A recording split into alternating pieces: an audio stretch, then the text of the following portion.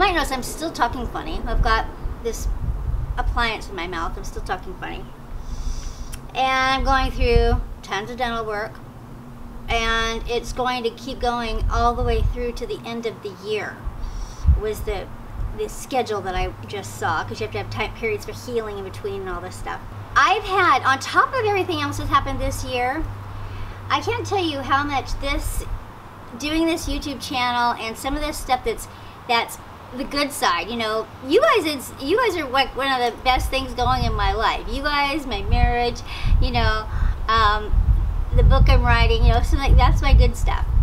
Because some stuff has happened sort of, it's unbelievable. Some of the other things that have, my son was at a place called Sober College down in Los Angeles, a really cool program for long-term drug treatment for kids that were college-age kids, where they got to go take classes at Woodbury University, and they got to do things like basically start living in regular life, where they get an apartment, they get a job, they go to college, but they also are part of this recovery community, and they're still really in inpatient treatment, and it's all sober.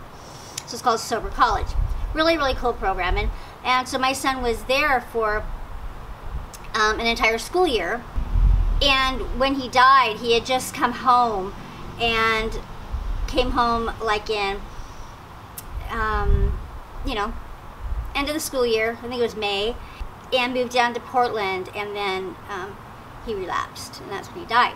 But anyway, so he'd been clean off of all drugs in this program for the whole year. So anyways, that was down in Los Angeles. So we were down there a lot to be involved in the family program and all of that kind of stuff.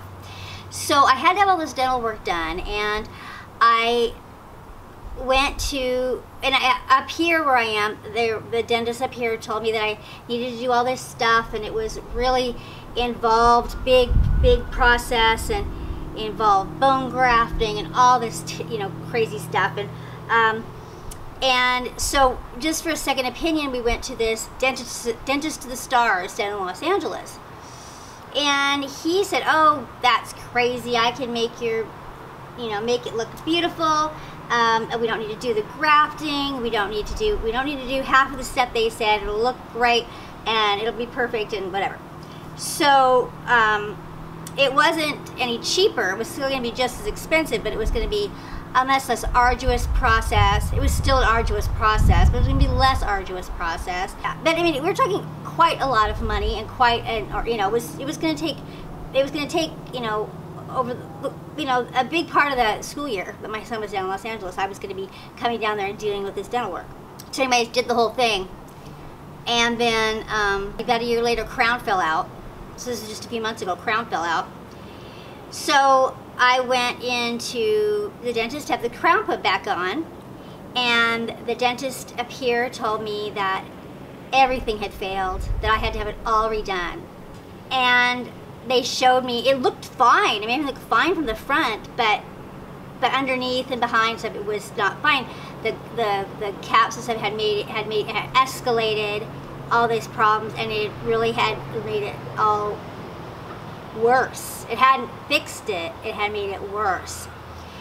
And so, and the dentist telling me all of this, he's like, I don't know how to tell you that, I just feel so terrible. He's like, I can tell you though, if this was me, if I had done this work, I would not hesitate to give you all of your money back, and make it right, and do whatever I could to make it right. And I was like, so now, and this dentist to the stars guy, he was arrogant, he was a narcissist, I knew that he was, but, I'm thinking that, well, I'm not thinking that this could possibly happen. I'm not thinking this could ever happen. I'm thinking, you kind of want an arrogant dentist. I'm like, I want somebody who thinks he's the best, who does the best job. That's fine with me. And so, but when in the process of it, it seemed like he was always mad at me. Like, it seemed like he was starting to be able to tell it wasn't working also. And he was always mad at me, and I was kind of like telling him about halfway through, I was like, maybe this isn't working. Maybe we need to go back to what the dentists back up at home were saying. Maybe we do need to do that way, because maybe this isn't working. And he was like, no, no, no, it's working. He wasn't going to admit a mistake. He wasn't going to change directions. He wasn't going to, you know, he was going to be mad at me and yell at me and stuff, but it was working, and he was going to force it right on through. And so, you know, right up to the second appointment before the end, he was mad at me, but the very last appointment, everything was great. Last appointment, everything was great. And I can only believe that he sent me out of there knowing that it was going to fail. It might have already been failing, because a year later, it's all failed. So my dentist up here has had to consult with him, had to get records, and of course the records that he has now don't show any of these problems that we were having. They don't show any of the problems we were having. He blames it all on me, and he hasn't made a single gesture to me. He hasn't contacted me. He hasn't offered me any money back, and he knows that I'm going through the process of redoing all this dental work. And so it looked like our only choice was we were going to have to fight him in court, which is just, you know. And he knows also that I was coming down there because my son was in rehab, and he knows also that my son has died since then. And so he knows that the thing was failing. He knows it didn't work. He knows my son died. He knows all this stuff. And really when you come down to it, he shouldn't just be paying me the money I paid him back. I mean, this has cost me way more than that. I mean, it's all the travel time down there, all the pain and agony, all the pain and suffering of why going through it all again, you know. I mean, it would be a deal for him just to give me the money back, you know. And if I had a lawyer, but here's the thing, a lawyer won't take the case. So it looks very much like we could just be out the money. But yeah, he hasn't made a single gesture to me. Now, I compare this with, I have another doctor down in Los Angeles who worked on my feet.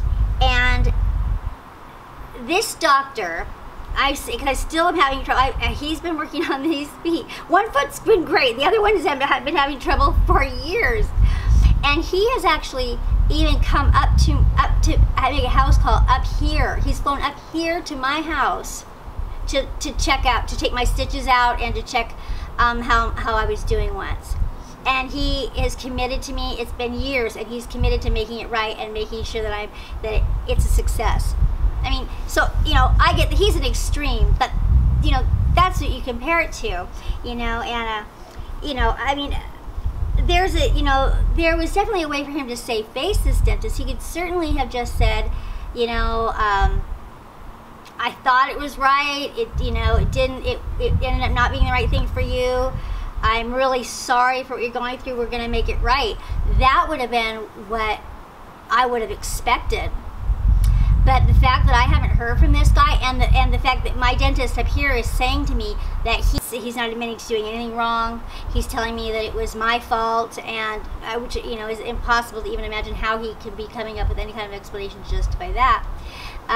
Because when I came in there, you know, I came in there with, you know, XYZ problems, because there was stuff to do with medications and stress, and it was sort of a degenerative thing that was happening, and so it wasn't just a regular situation. It wasn't something that was, and you know, I basically had said to him, it's nothing I'm going to have to worry about trying to, you know, keep up with some outrageous regimen. That's probably not going to work anyway, you know. So that was a discussion we had right after the very first appointment. And so it sounds like what he's doing is he's holding me to that, you know, that if I had done some kind of crazy, outrageous regimen on the very first appointment, I don't want to have to do anything like that, you know. I want a permanent solution. I have really sensitive teeth.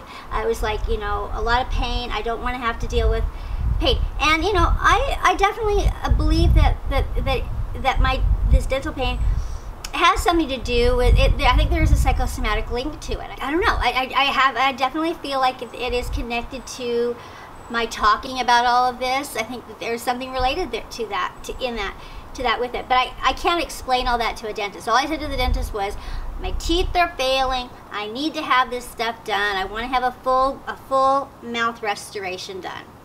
And that's what I went in asking for. He talked me out of it. Now it's failed, and he is not taking any responsibility for it. I should contact Dr. Phil. Dr. Phil, he did Dr. Phil's teeth. He had Dr. Phil's pictures on the wall. I should contact Dr. Phil and tell Dr. Phil about this, what his dentist did.